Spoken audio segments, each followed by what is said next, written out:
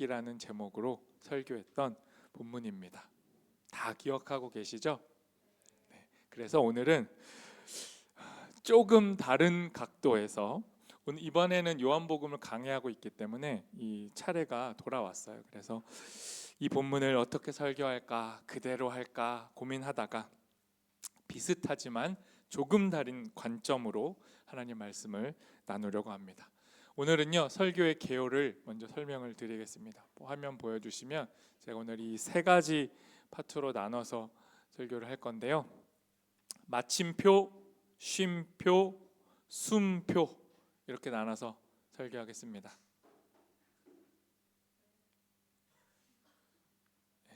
설교가 좀 쉬울 것 같지 않나요? 그래요. 최대한 쉽게 해보려고. 너무 익숙한 본문이라 어떻게 해야 익숙함에 조금 더 본래 의미가 더해질까 고민하면서 마침표, 쉼표, 숨표로 이렇게 나눠봤습니다. 먼저는 마침표를 좀 볼 건데요. 이런 거죠. 여러분 인생에 마침표를 마구 남발하는 사람들이 있나요? 혹은 상황들이 있습니까? 여러분을 향해 넌 끝이야. 넌 여기까지지. 넌 이런 사람이야. 내가 보니까 넌 딱 이래. 이 판단에서 넌 한치도 벗어나질 않아. 이런 마침표를 막 찍는 사람들이 있습니까? 너무 슬프게도 안타깝게도 너 내 자식이지만 진짜 너는 왜 이렇게 안 변하니? 넌 딱 이래. 이런 너무 그 가슴 아프고 하지만 변명할 수 없는 마침표를 찍어주시는 분들이 우리 부모님일 때도 있죠. 또 우리 부모님만 나쁘죠.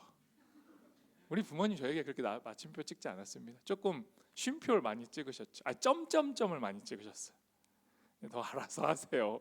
점점점 뭐 이런 거. 마침표를 우리가 많이 경험해요. 노골적으로 혹은 비노골적으로 은연중에 우리를 규정합니다. 여러분 경험하셨잖아요. 여러분의 성적표요. 여러분 고등학교 성적표 오픈할 수 있습니까? 여러분 대학교 성적표 오픈할 수 있어요? 저는 할 수 있습니다. 그렇게 나쁘진 않아요. 아무튼 여러분 인생의 성적표 1차적으로 마침표죠. 여러분의 최종 학력 마침표잖아요. 그 다음 인생 역전 열심히 해가지고 조금 올렸어.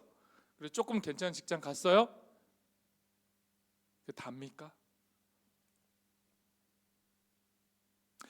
우리를 옥죄는 마침표가 무려 2000년 전에 매우 강력하게 한 사람을 향해 꽉 찍혔어요. 그 사건이에요. 오늘 본문은. 오늘 본문 2절에서 4절을 먼저 읽어보도록 하겠습니다. 같이 읽습니다. 이른 아침에 예수께서 다시 성전에 가시니 많은 백성이 그에게로 모여들었다. 예수께서 앉아서 그들을 가르치실 때에 율법학자들과 바리새파 사람들이 간음을 하다가 잡힌 여자를 끌고 와서 가운데 세워놓고 예수께 말하였다. 선생님, 이 여자가 간음을 하다가 현장에서 잡혔습니다. 본문을 제가 노란색으로 한 부분을 좀 주의 깊게 보세요. 어떻게 이 여자를 향해, 한 인간을 향해 무서운 마침표를 찍었나 보자고요. 성전에 예수님이 계셨어요. 성전에 많은 사람들이 모여 있었습니다. 성전은 뭐 하는 곳이죠? 예배하는 곳, 종교적 의식을 치르는 곳. 평소엔 어쩔 줄 모르겠지만 이때 이 공간, 이 시간에 모이면 뭔가는 좀 거룩해지는 시간이에요. 우리로 치면 예배하는 중입니다. 예배할 때, 찬양할 때, 기도할 때 여러분 그래도 좀 달라지잖아요. 그렇죠? 대표 기도할 때 좀 달라지지 않습니까?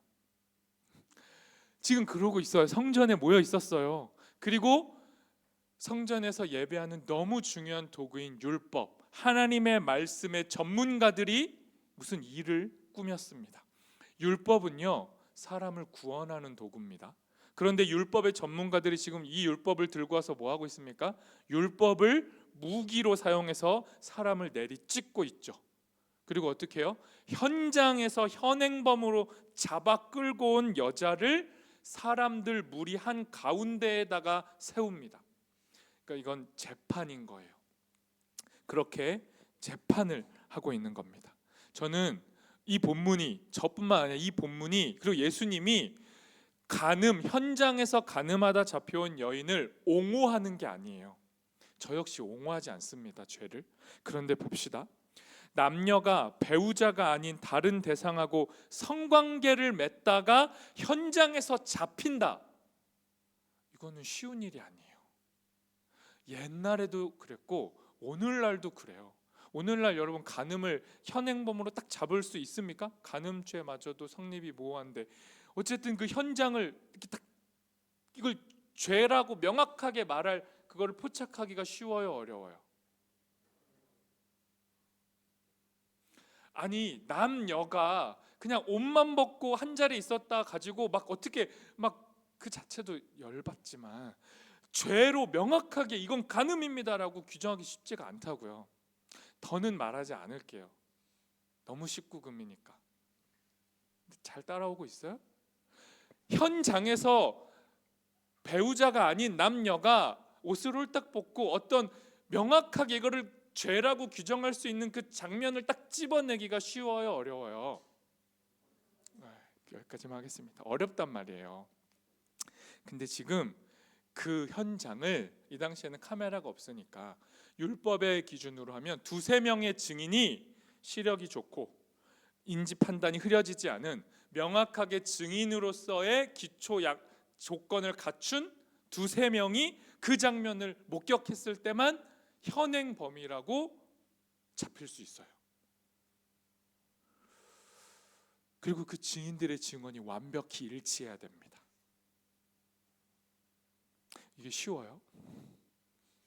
더 나아가서요, 범행 전에, 이렇게 딱 붙잡기 전에 그 당사자들에게 율법의 전문가들이 경고를 했어야 됩니다.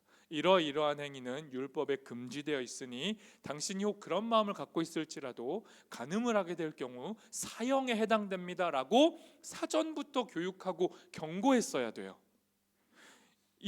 지금 이 여자 잡아온 이 사람들이 이 여자에게 경고한 적이 있었을까요? 상상에 맡기겠습니다. 그러니까 사전 고지를 했어야 되는데 모르겠어요, 고지했는지. 그러면 사전 고지를 들었음에도 나 당당하게 난 사랑해, 난 죄 질래 하고 그 범법 행위를, 경고를 듣고도 범죄를 했을 때 고의성이 인정돼요. 그러면 고의성이 인정돼야 판결할 수 있어요. 얘네는 사형에 해당된다라고. 그리고 그렇게 된 경우에도 바로 돌을 던져 죽이는 게 아니고 이들에게는 사내들이란 공의회가 있으니까 우리로 치면 재판 법정에 세워서 과정을 거쳐서 최종적으로 죄가 입증이 됐을 때 사형하는 겁니다. 그런데 여러분 보세요. 이 여자가 현행범으로 간음하다가 잡혔다. 이 여자는 정말 현장에서 간음을 하고 있었다. 거기까지 인정할 수 있습니다. 그래요. 그러다 잡혔어요. 도대체 어떻게 잡혔는지 모르겠지만 잡혔어요. 근데 남자 어디 있습니까? 남자. 현행범이면 동시에 남자 여자 딱 잡았을 거 아니에요, 그 순간에. 남자 어디 있어요? 율법에 남자와 여자를 둘 다 돌로 치라 그랬단 말이에요. 그럼 율법의 전문가들이 이 남자 여자 잡았어야 되는데 왜 여자만 잡았죠? 남자를 풀어준 건지 아니면 사전에 짠 건지, 너가 딱 요 포착 될 때까지만 있고 넌 가, 모르겠어요. 다시 말씀드립니다. 저는 지금 이 여자를 긍휼히 여기고 이 여자의 죄를 옹호하려고 이런 상상을 해보는 게 아니에요. 죄는 죄죠. 죄를 짓고 여자는 잡혔어요. 그러나 여자 홀로 아주 의도적으로 잡혀왔어요. 그리고 성전에 많은 사람들이 모인 한 가운데에 던져졌어요. 동물처럼 전시됐다고요. 이런 게 죄야, 이런 게 죄라고, 이건 돌에 맞아도 돼, 이렇게 전시했다고요. 죄를 지은 사람 중에 사람을 완전 지워버린 겁니다. 죄만 전시하고 있어요. 물론 사람과 함께. 여러분, 여기는 정식 재판 과정이 다 거쳐지지 않은 상태에 이 여자에게 이 율법의 전문가들이 뭐 한 겁니까? 마침표를 찍은 거예요. 이 여자는 죄인. 그 어떤 절차도 거치지 않았어요. 그냥 죄인. 그리고 이 여자를 사람들과 예수님 앞에다가 던졌죠. 공개적으로 이 여자를 낙인 찍었어요. 그럼 생각해 보세요, 여러분. 고대 사회에 한 여성이 자기 남편도 아닌 남자와 성행위를 했다는 게 다 오픈이 됐어요. 그러면 이 여자는 실제로 돌에 맞아 죽지 않아도 어떤 절차와 과정을 통해 돌에 맞아 죽지 않고 살아남았다 할지라도 이 여자는 어떻게 된 겁니까? 사회적 살인을 이미 당한 거예요. 인격 사형은 이미 집행된 거라고요. 이 여자에게는 명확한 마침표가 찍어진 거예요. 재고의 여지가 없어요. 그냥 이 여자를 끝내버린 겁니다. 근데 여러분, 더 끔찍하고 악한 게 뭔 줄 알아요? 이 여자에게 마침표를 딱 찍는 게 이들의 목표가 아니라 마침표를 찍는 건 수단이었어요. 이들의 목표는 뭡니까?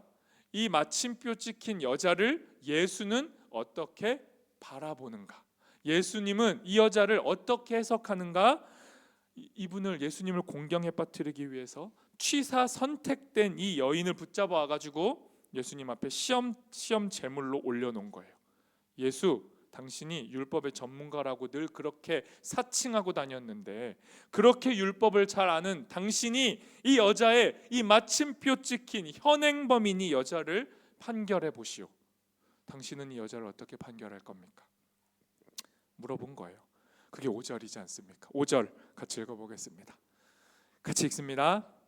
모세는 율법에 이런 여자들을 돌로 쳐 죽이라고 우리에게 명령하였습니다. 그런데 선생님은 뭐라고 하시겠습니까? 말은 되게 예쁘게 하죠. 선생님, 랍비는 율법의 전문가라는 뜻이에요. 그 무슨 말 하는 겁니까? 율법 잘 아는 예수, 이거 어떻게 판결할 거요? 물은 겁니다. 만약에 여러분, 이거는 이 율법 전문가들이 너무도 치밀하게 짜놓은 함정이었죠. 예수님이 여기서 빠져나가기 쉽지 않아요. 왜요? 만약에 예수님이 원래 예수님 성격대로, 성향대로 살려주십시오, 이 여자 불쌍합니다, 그러면 어떻게 됩니까? 바로 율법을 거스르는 거잖아요. 그러니까 율법을 위반하는 사람이 돼요. 엄청난 부정행위가 되는 겁니다. 그러니까 그렇게 할 수 없어요. 그러면 또 예수님이, 그래요, 안타깝지만 율법대로 죽이십시오, 만약에 이렇게 말한다, 그러면 어떤 일이 벌어지죠? 지금까지 요한복음에서만 살펴본 예수님만 해도 예수님은 사마리아 여인에게까지 찾아가고 아픈 사람 치료해주고 언제나 굶주리고 허기진 사람들을 먹이는 분이었어요. 그런 긍휼의 하나님 예수님이 만약에 여자 죽이십시오 하면 어떻게 돼요? 예수님의 모든 인격적인 지금까지 쌓았던 명성 다 무너지는 겁니다. 그리고 더 나아가서 죽이십시오 하면 어떻게 됩니까? 법으로는 이 당시는 로마 제국의 치하에 있었기 때문에 사형 집행권, 최종 결정권은 로마에게 있죠. 그러니까 로마의 판정에 넘겨서 로마가 결정을 내려야 되는데, 만약 예수님이 돌로 쳐 죽여라, 율법대로 돌려 쳐 죽여라 하면 로마법을 어겨서 로마와 거스르는 존재가 되는 거예요. 뭐라고 말해도 예수님은 위험에 처할 수 있는 상황이었습니다. 이때 예수님이 어떻게 해요? 질문에 바로 대답하지 않죠. 그리고 이 여인을 향해 마침표를 막 찍고 있는 사람들을 향해 예수님이 뭐 합니까? 쉼표를 찍는 거예요. 6절입니다. 예수님은 어떻게 쉼표를 찍었는가? 6절 같이 읽습니다. 그러나 예수께서는 몸을 굽혀서 손가락으로 땅에 무엇인가를 쓰셨다.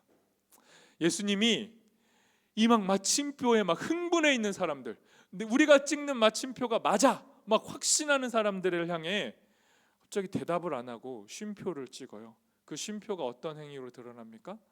바닥에 앉으셔가지고 손가락으로 뭐라고 쓴 거죠. 뭐라고 썼을까요? 2년 전 설교에서 제가 뭐라고 썼을지 엄청난 저의 상상력을 총동원해가지고 그럴듯한 이야기를 막 해드렸는데, 네. 근데 여러분, 뭐라고 썼는지는 실제로는 중요하지 않아요. 그러니까 이 많은 이 주석학자들이 예수님이 뭐라고 썼는지 관심 갖지 말라고 말해요. 왜냐하면 실제 어떤 문헌에도 뭐라고 썼는지에 대한 내용이 없어요. 그러니까 뭐라고 썼는지가 중요한 게 아니고 대답하지 않고 바닥에 무언가를 씀으로 쉼표를 찍었다는 행위가 중요하다는 걸 강조해요. 저도 동의합니다. 전적으로 동의해요. 그런데 저는요, 뭐라고 썼는지 너무 궁금해요. 여러분 안 궁금해요? 아니 저를 비참하게 하지 마시고요. 진짜 안 궁금해요? 저는 너무 궁금하더라고. 이번에도 아니야. 이번에는 뭐라고 썼는지에 대해서 너무 강조하지 말자. 주석적으로 그렇게 지지받는 게 아니니까 그냥 다르게 풀어보자 이렇게 생각했다가도 뭐라고 썼는지 너무 궁금한 거예요. 계속 상상하고 책을 찾아보고 없나? 자료 없나? 뒤져봤습니다. 그런데 명확한 것, 자료를 다 총동원했는데 나온 결론은 뭐라고 썼는지 알 수 없다. 별로 안 중요하다. 뭐 이런 거예요. 근데 저는 포기하지 않고 생각해 보려고 합니다. 분명히 예수님이 바닥에 뭐라고 썼을 겁니다. 근데 많은 학자들이 여기까지는 동의해요. 처음으로 바닥에 썼던 내용은 죄에 대한 내용이었을 것이다. 어떤 죄에 대한 내용이요?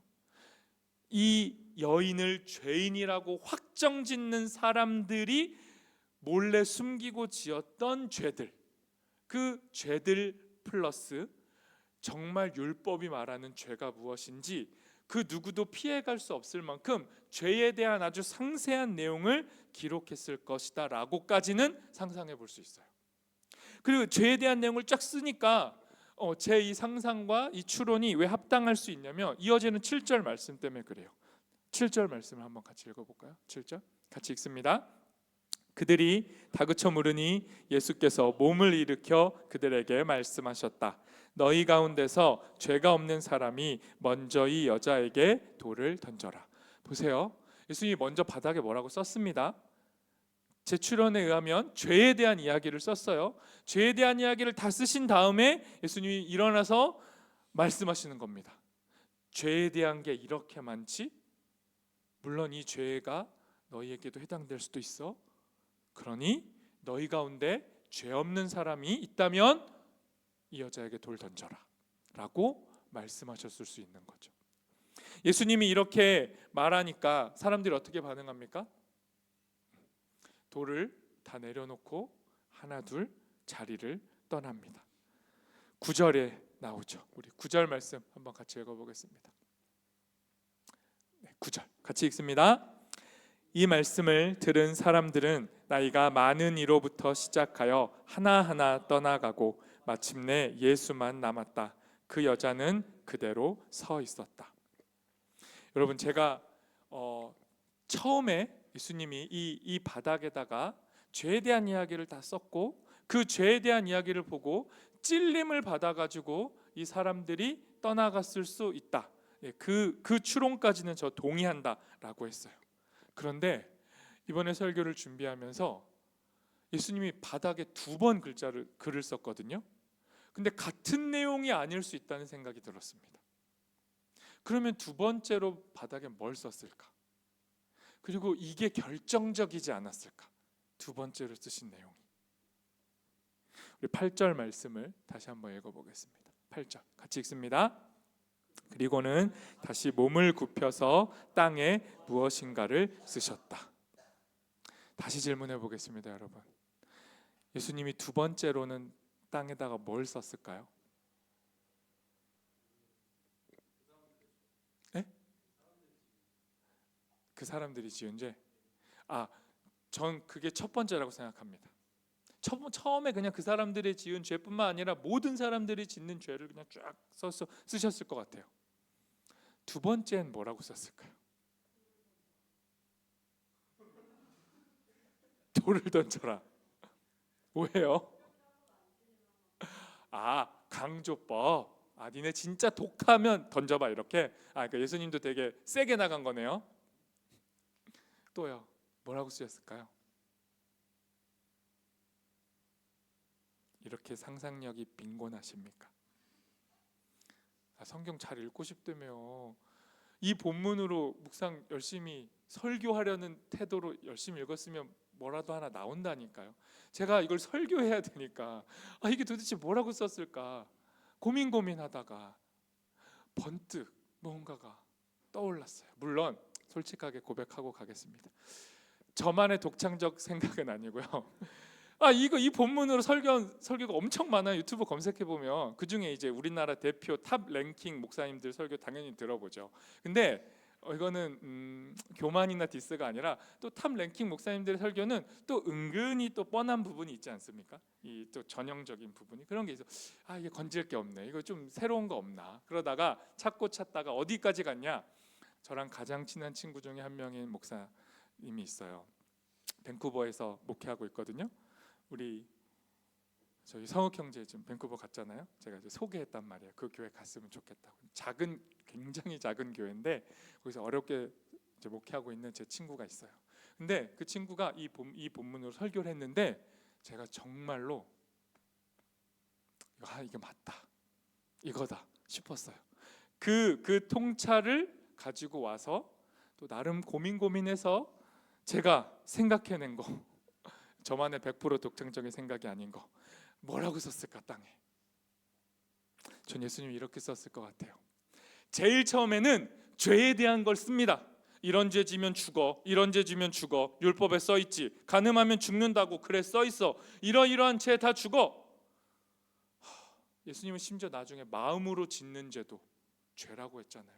예수님의 그 안에 있는 강렬한 죄에 대한 기준들을 다 쓰셨어요. 처음에. 그리고 일어나서 얘기했죠. 죄 없는 자가 돌로 쳐라. 그리고 또 바닥에 뭐라고 썼을까? 이렇게 썼을 것 같아요.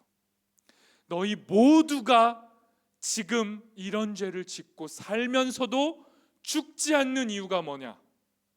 너희 안에 이 끔찍한 죄가, 숨겨진 죄가, 이 여인처럼 의도치 않게 발각된 죄도 있지만 여전히 숨겨져 있는 죄를 갖고 사는 너희가 죽지 않는 이유가 뭐냐?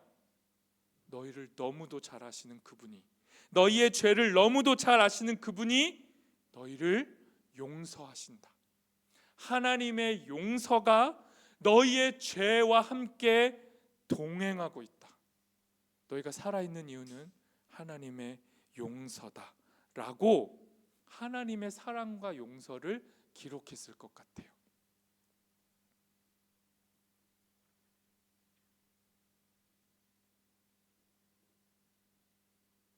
너희 손에 들려있는 그 돌, 그 정죄의 돌을 너희는 매일 들고 살지만 하나님은 단 하루도 쉬지 않고 너희의 그 당당하고 오만한 그 태도를 용서하기 위해 쉬지 않고 일하신다. 너희를 용서하고 용납하기 위해, 너희를 살리기 위해 일하신다라고 기록했을 것 같아요. 똑같이 이렇게 쓰시지는 않았겠지만 굳이 구약 성경 중에 한 구절을 기록하셨다라면 이 말씀을 기록하시지 않았을까? 스바냐 3장 17절 말씀 같이 한번 읽어보겠습니다. 스바냐 3장 17절 같이 읽습니다. 여호와 시온의 하나님이 너희 가운데 계신다. 여호와는 구원해 주시는 용사이시다. 여호와께서 너를 두고 기뻐하고 즐거워하신다. 자신의 사랑으로서 너를 침묵하게 하신다. 너를 두고 기뻐 외치신다. 여러분, 이게 성경에서 하나님의 진심, 사랑을 가장 선명하게 드러낸 구절 중에 하나로 손꼽혀요. 그리고 더 나아가서 여러분이 오늘 제자훈련 숙제를 했는지 안 했는지, 현장에서 현행범이 되는지 안 되는지 제가 짚어내도록 하겠습니다. 이 구절 생소해요? 생소한 자들은 숙제를 하지 않은 현행범이고요. 와, 맞지? 제자훈련 교실에서 오늘 가장 중요하다고 했던, 내가 빨간색으로 밑줄 긋던 그 구절이네. 너무 신기하다. 이런 표정을 지어야 숙제를 한 건데 아무도 그런 표정을 짓지 않았기 때문에 여러분 모두를 오늘 숙제를 하지 않은 현행범으로 제가 여기고 이따 제자훈련 하도록 하겠습니다. 아니, 늘 숙제 잘했다 그랬잖아요 저한테. 오늘만 안 읽은 거예요? 했어요? 근데 이 구절은 못 봤어요? 봤어요? 밑줄 긋었어요? 통과. 네, 통과입니다. 여러분, 이 구절 좀 잘 봐봐요. 여러분 보세요. 하나님이 너의 가운데 서 계세요. 지금 너의 가운데 서 계세요. 근데 여러분, 죄인이라고 마침표 딱 찍혀가지고 지금 사람들 가운데 서 있는 여자를 생각해 보세요. 그 여자는 지금 치욕이고 굴욕이고 죄덩어리죠. 그런데 하나님이, 그리고 하나님이신 예수님이 지금 그 죄덩어리들 가운데에서 유일하게 죄인이라고 규정된 그 여자 앞에서 어떻게 서 계십니까? 하나님은 두 번째 구절 뭐래요? 구원해 주시는 용사로. 사람들은 죄인을 향해 돌을 던지는데 실제 하나님의 본심은 뭐예요? 그 돌을 막아내시는 용사. 모두가 너를 정죄해도 내가 너를 정죄하지 않는다. 그 마음으로 이 여자를 지키고 서 계시는 분이 하나님의 본심인 거죠. 더 나아가 하나님은 어때요? 그 죄인을 보고 뭐래요? 기뻐하고 즐거워해요. 그리고 네 번째 줄에 뭐라고 되어 있습니까? 자신의 사랑으로 너를 침묵하게 하신다. 죄인이에요. 근데 나를 용서하신대요. 더 나아가 나를 사랑하셔서 즐겁대요. 근데 나 현행범이라니까요. 현장에서 잡혀왔다고요. 그러면 내가 뭐라고 말할 수 있습니까? 침묵할 수밖에 없어요. 하나님 앞에 할 말이 없어요. 하나님, 이런 나를 왜 또 용서하시고 왜 또 기다려 주시는 거죠? 왜 나를 사랑하신다고 하는 거죠? 알 수 없어요. 침묵할 수밖에 없습니다. 그러나 하나님 우리를 기뻐해요. 이게 하나님이에요. 예수님이 이 구절을 기록하시지 않았을까요? 라고 기쁘게 상상해 봅니다. 이러한 마침표가 아닌 쉼표가 우리 인생에게 찍힌다면, 여러분이 현장에서 가늠하다 잡혀온 여인처럼 현행범인데 여러분 안에 사형이라는 마침표를 찍지 않고 다시 살 수 있다는 쉼표를 누군가 찍어준다면 우리 안에 뭐가 생길까요? 우리 안에 숨표가 생기는 거예요. 예수님이 마침표와 쉼표에 이어 찍어주신 숨표, 오늘의 본문 마지막 10절과 11절에 찍혀 있습니다. 같이 한번 읽어보겠습니다. 예수께서 몸을 일으키시고 여자에게 말씀하셨다. 여자여, 사람들은 어디에 있느냐? 너를 정죄한 사람이 한 사람도 없느냐? 여자가 대답하였다. 주님, 한 사람도 없습니다. 예수께서 말씀하셨다. 나도 너를 정죄하지 않는다. 가서 이제부터 다시는 죄를 짓지 말아라. 예수님이 여자에게 찍어주신 숨표가 뭡니까?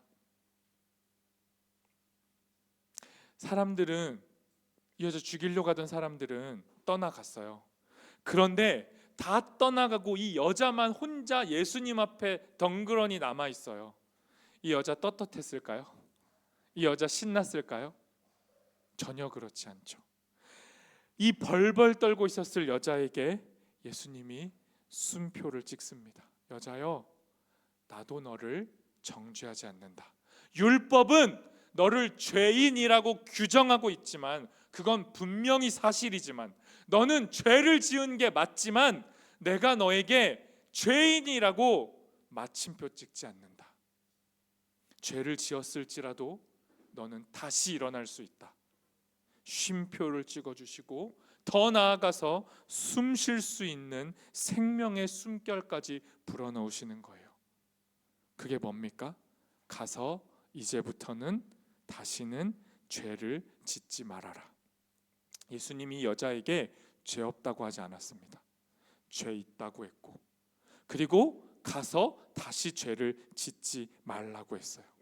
여러분, 이게 무슨 말입니까? 이 여자가 이제 예수님에게서 정죄를 벗어났으니까 이 여자 앞으로 죄 절대 짓지 않고 율법에 기록된 죄 하나도 짓지 않고 완전 무결하게 살았을까요? 이 여자 어떻게 살았을 것 같아요? 이 여자 이제 기본적인 삶을 살 수 없어요. 돌 던지려는 남자들은 떠났지만 이 여자는 명백히 간음한 여자고, 이 여자가 이제 사형은 면했지만 이 여자는 이 마을에서 살 수도 없고 평생 재혼할 수도 없어요. 제 상상에는 이 여자는 예수님을 평생 쫓아다녔을 겁니다. 예수님 말고 이 여자와 함께 해줄 제자 공동체가 있었을까요? 그리고 이 여자 같은 사람들이 예수님께로 몰려들었을 거예요. 어디 갈래야 갈 수 없는 존재들, 예수님에게 붙어 있어야만 숨 쉴 수 있는 사람들이 예수님에게 남아 있었을 거예요. 이 여자도 그랬을 것 같아요. 그러니 다시는 죄짓지 마라라는 말은 다시는 율법의 조항 어기면 안 돼라는 돌을 들었던 사람들보다 더 무서운 말이 아닙니다. 이 말은요, 가서 다시는 죄가 너를 마침표 찍도록 방치하지 말아라.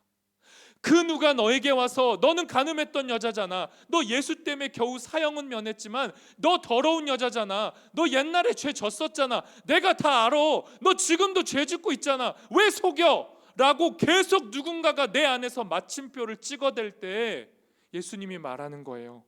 아무도 너에게 마침표를 찍을 수 없으니, 나도 너에게 정죄하지 않고 마침표 찍지 않으니 다시는 죄에게 지배당하지 말고 너의 존재를 깊고 넓고 길게 바라봐주는 하나님을 의지해서 하나님 안에서 자유하라. 이 말씀이 다시는 죄를 짓지 말라는 말씀입니다. 이 예수님의 말씀을 듣고 여자는 정말 자유로워졌을 겁니다. 여러분, 이게 죄다, 이게 율법의 기준이다, 이게 하나님의 뜻이다 라는 그 기준이 여러분을 죄 안 짓게 만들어 주나요?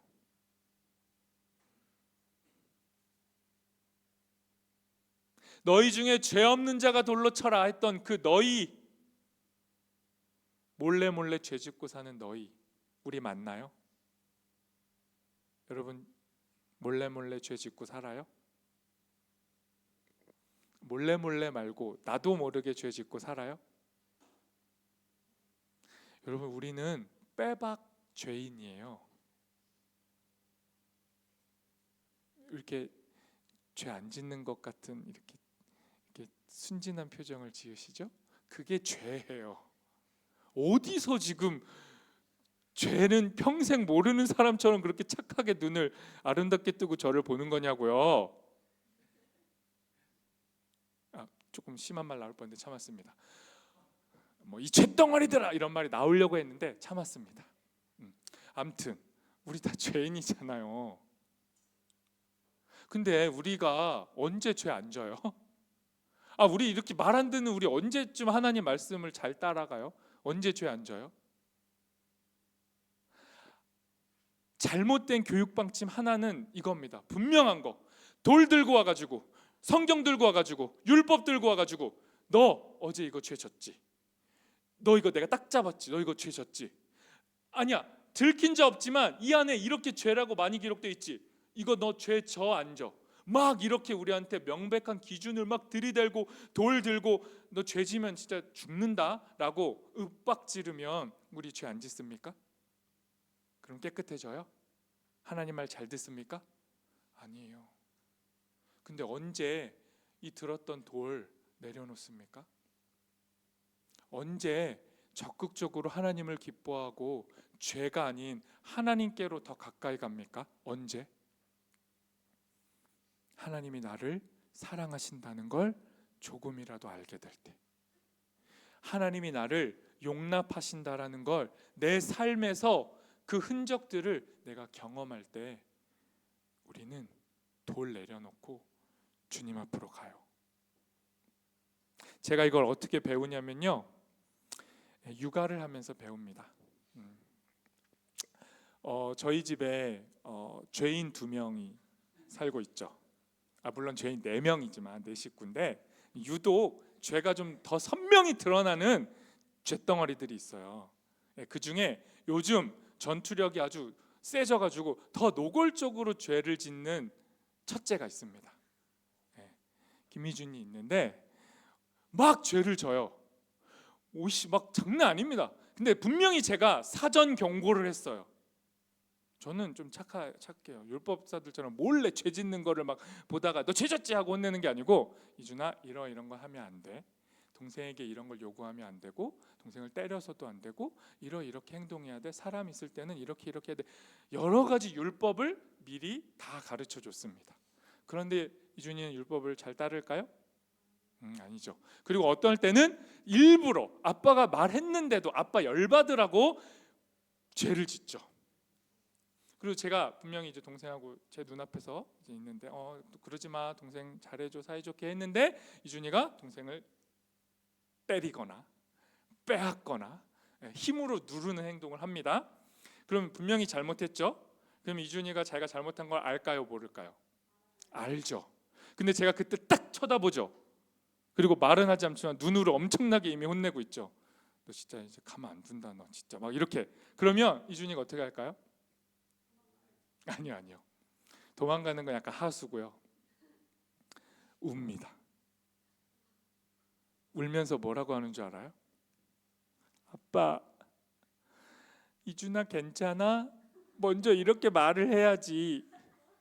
이준이한테 먼저 괜찮냐고 물어봐야지. 이준이 마음을 먼저 헤아려야지. 그리고 엉엉 울어요. 누가 나쁜 놈 된 겁니까? 졸지에 저는 제 죄인이 된 거죠. 얘는요, 긍휼을 베풀어야 돼. 의인이 된 거예요. 막 제가 도와줘야 돼요. 겁나 똑똑하지 않습니까? 모든 아이들은 본능적으로 이렇게 합니다. 왜요? 그게 자기가 살 길이에요. 저같이 거대한 힘을 이길 수 없어요. 저 같은 경찰, 율법, 규칙을 아이들이 이길 수 없다고요. 그렇다고 율법을 지킬 수도 없어요. 그러니 율법에게 위배됐을 때, 자기가 죄인으로 판명됐을 때 아이들이 자기를 지키는 방법은 약해지는 거예요. 자기의 약점을 선전하는 겁니다. 아빠, 그래도 나 괜찮냐고 먼저 물어봐야지. 저의 약점을 건드리는 거죠. 그리고 제가 해야 될 행동은 그게 맞아요. 이준아, 먼저 가서 괜찮아? 너무 속상했구나. 동생이 말을 듣지 않아서 너무 분노가 올라와서 그 분노를 너가 주체하지 못한 채 동생을 때렸구나. 너도 마음이 아프겠구나. 손도 아프겠구나. 라고 헤아려야 되는 거예요. 이게 육아의 정식 매뉴얼이에요. 결혼하기 싫어요? 근데 여러분, 이게 육아에도 맞고요. 이걸 계속 반복해서 이 쇳덩어리인 아이가 아빠는 율법 교사가 아니라, 경찰이 아니라, 몽둥이를 든 무서운 심판자가 아니라 어떤 상황에서도 먼저는 나를 지켜주는 보호자구나. 저런 아빠의 진심은 나를 사랑하는 게 맞구나. 그래서 내가 잘못했을 때 아빠가 혼내는 건 날 미워하는 게 아니구나 라는 신뢰관계가 이 아이에게 형성될 때 이 아이는 드디어 나쁜 짓을 노골적으로 하는 행위를 줄이죠. 교정이 되는 거예요. 뭐가 먼저입니까? 사랑이 먼저죠. 사랑만이 죄인을 움직여요. 오늘 어린이 주일입니다. 여러분, 누가 천국에 가요? 어떤 사람이 천국에 가요? 오늘 담임 목사님 설교 안 들었어요. 담임 목사님 설교하셨거든요. 꼭 한번 다시 들어보시고. 여러분, 어떤 사람이 하나님 나라에 합당하고 어떤 사람이 천국에 들어갑니까? 어린아이 같은 사람, 김희준 같은 사람이 천국에 가요. 납득 좀 안 되지 않습니까? 그럼 뻔뻔한 인간들이 가는 천국입니까? 네. 여러분도 다 뻔뻔해요. 근데 여러분이 왜 악한 줄 알아요? 여러분이 뻔뻔하다는 것조차 이제 숨겨요. 여러분이 그렇게 노골적으로 아빠의 마음에 들어가서 아빠의 위로를 받아야 살 수 있는 연약한 어린아이라는 걸 자꾸 지워요, 여러분이. 그리고 여러분이 뭐 되는 것처럼, 하나님 아니어도 되는 것처럼, 이제 율법을 자기 손에 쥔 것처럼, 나는 이제 누군가를 정죄할 수도 있는 어른인 것처럼 여러분에게 마침표를 찍고 살잖아요. 그러면 천국에 못 가요. 천국은 누구의 것입니까? 어린아이와 같은 자들의 것이에요. 어린아이는 어떤 존재인데요? 내가 죄인인 거 알아요. 내가 약한 거 알아요. 그런데 내가 살 수 있는 유일한 길은 죄를 짓지 않아야 사는 게 아니라 아빠의 보살핌을 받아야 산다는 걸 아는 존재. 내가 살 수 있는 유일한 생명력은 죄를 짓지 않는 것에 있지 않고 하나님의 용서를 받는 것에 있다는 걸 아는 존재. 아빠만이 나를 지키고 살려줄 수 있다는 걸 믿는 존재. 그런 자들이 천국에 갑니다. 여러분, 어린아이 같은 마음 회복하셔서 꼭 같이 천국 갔으면 좋겠습니다. 이 세상은요, 아이와 같은 우리 삶에 마침표를 너무 많이 찍어요. 이거 하면 안 돼. 너 이거 했지. 너 잘못한 거야. 너 죄인이야. 너 혼나야겠다. 너 좀 맞아야겠다. 이렇게 마침표를 막 짓습니다. 그래서 그 마침표가 무서워서 죄 잘 안 짓고 착한 척하는 말 잘 듣는 어린아이는 될 수 있어요. 어른아이는 될 수 있어요. 그게 뭡니까? 그게 종교인이에요. 그렇게 말 잘 듣는 착한 존재로 살면 하나님 나라에 갑니까? 가지 못해요. 누가 하나님 나라에 갑니까? 수많은 마침표들이 진짜가 아니라는 걸 깨닫고 하나님만 찍어주시는 쉼표와 순표만이 나를 살게 한다는 걸 믿고 하나님의 순표 안으로 계속 다가가는 사람들. 아빠 괜찮아? 나 괜찮니? 너 괜찮니? 이 말 좀 들려주세요 라고 하나님께 나아가서 끊임없이 갈구하는 사람들. 그 소리를 들어야 살겠다라는 사람들. 그 사람들이 하나님 나라에 합당하고 진짜 숨 쉬면서 살 수 있는 존재가 되는 거예요. 여러분, 하나님의 말씀으로 숨 쉬시고 누군가에게 다가가셔서 마침표 남발하지 마시고 숨표 좀 찍어 주십시오. 괜찮아? 너 정말 괜찮아? 그렇게 죄에 짓눌려 살아도 괜찮아? 너 정말 괜찮아? 숨표를 찍어 주시고 같이 숨 쉬며 사는 우리 되기를 소망합니다. 우리 이 시간에 말씀 기억하면서 우리 결단 찬양 함께 하겠습니다. 조금 아주 오래된 찬양인데요, 우리 스바냐 3장 17절을 곡으로 만든 곡입니다. 이 가사 하나하나 음미하시면서 주님 앞에 고백할 수 있었으면 좋겠습니다.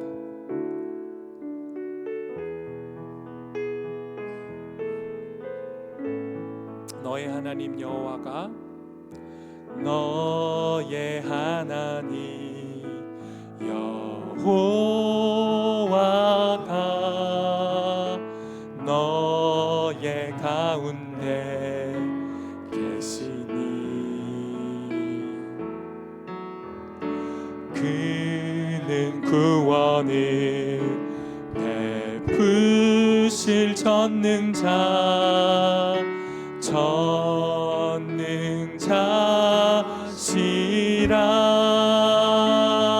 전능자시라. 그가 너로 인하여 기쁨을 이기지 못하시며 너를 잠이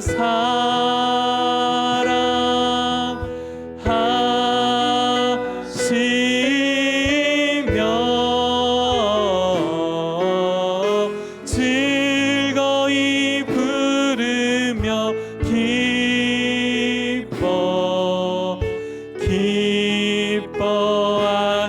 기뻐하시리라. 우리 처음부터 다시 고백해 봅니다.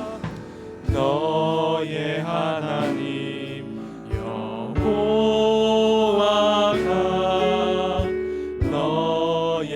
가운데 계시니 그는 구원을 베푸실 전능자시라.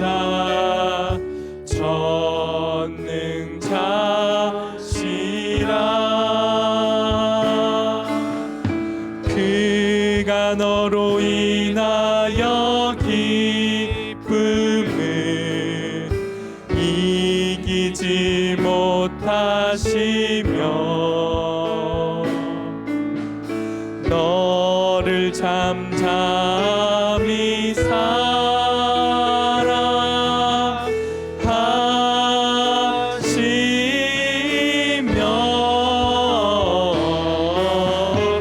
즐거이 부르며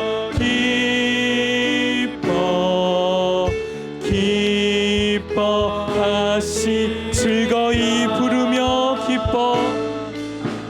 즐거이 부르며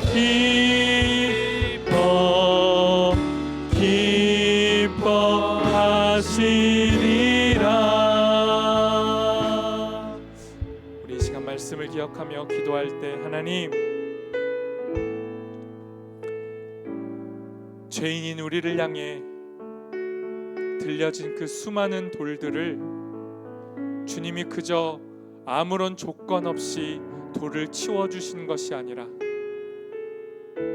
그들이 들었던 그 돌을 결국 주님이 대신 맞으심으로 죄에 대한 결과와 그 값을 주님이 다 맞으심으로 우리를 향했던 돌들을 사라지게 하셨음을 이 시간 기억합니다. 주님, 그러하기에 여전히 현행범이고 여전히 죄에 눌려 사는 우리, 여전히 죄가 우리를 향해 찍어대는 마침표에 눌려 사는 우리가 다시 일어날 수 있는 이유가 바로 우리를 위해 대신 돌을 맞으신 주님께 있음을 이 시간 믿음으로 고백합니다. 주님으로 인해 숨을 쉬고 마침표가 아니라 쉼표가 찍히고, 그래서 다시 일어날 수 있는 그 힘과 가능성이 주님께 있음을 고백하오니 여기 지친 우리들이 다시 주님을 향해 일어나 주님의 말씀을 향해 걸어갈 수 있도록, 우리를 향해 괜찮냐고 물으시는 그 아버지의 음성을 향하여 나아가는 우리가 되어줄 수 있도록, 그 말씀으로 인해 숨쉬고 그 말씀으로 인해 눌려있는 자들에게 숨표를 제공하는 사람들로 살아가기를 소망한다고 이 시간 말씀을 기억하며 우리 결단하며 같이 기도하겠습니다. 기도합시다. 하나님, 다시 주님의 말씀에 우리의 인생을 기대합니다. 주님, 우린 여전히 죄 가운데 있지만, 지금도 죄에 눌려 있지만 이 죄를 짓지 않는 행위가 우리를 자유케 할 수 없습니다. 죄는 언제나 우리를 또다시 찾아와 하나님 아닌 자리로 우리를 밀어넣습니다. 우리가 살 수 있는 길은 아버지 하나님의 품밖에 없사오니 주님, 우리를 향하여 바닥에 새기신 그 하나님의 사랑을 기억하며 우리를 향하여 새로운 율법을 제정하여 주신 율법의 완성자가 되신 예수님께로 나아가오니 주님, 우리를 받아주시고 우리에게 생명의 숨결을 불어넣어 주십시오.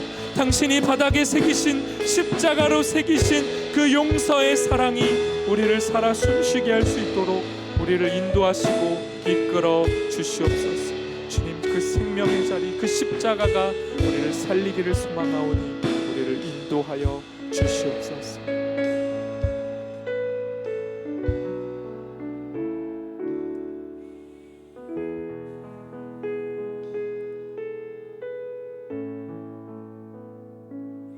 하나님, 오늘도 우리에게 말씀해 주셔서 감사합니다. 날마다 매 순간 우리를 억누르는 그 죄의 정죄의 마침표에 짓눌려 살다가 지쳐 있는 우리입니다. 주님, 그 자리에서 벗어날 힘이 우리 안에 없습니다. 죄를 짓지 않고 살 수 있는 힘이 우리 안에 없습니다. 언제나 죄가 우리를 이깁니다. 언제나 죄의 마침표가 승리합니다. 그런 우리를 향해 주님이 바닥에 새겨주셨던 그 사랑, 죄와 함께 용서를 바닥에 새기셨던 그 예수님의 사랑, 그 하나님의 손가락, 그 십자가를 의지하겠습니다. 주님이 새기신 그 용서의 사랑을 붙들고 그 용서의 자리로 날마다 나아가겠습니다. 그리고 그 자리에서 용서받은 자, 용서받은 죄인으로 숨쉬며 자유하며 즐거워하며 여전히 죄에 눌려있는 자들에게도 예수님의 숨결을 불어넣는 살아있는 자들로 살아갈 수 있도록 우리에게 은혜를 허락하여 주시옵소서. 예수님의 이름으로 기도합니다. 아멘. 지금 우리 주 예수님의 은혜와 하나님 아버지의 사랑과 성령님의 보호하심이 존재의 마침표가 아니라 쉼표와 순표를 찍으시며 우리를 오늘도 다시 살려주시는 그 하나님의 사랑에만 의지하여 살기로 다짐하는 여기 모인 하나님의 모든 자녀들 위해 지금부터 영원까지 함께 하시기를 간절히 축원하옵나이다. 아멘.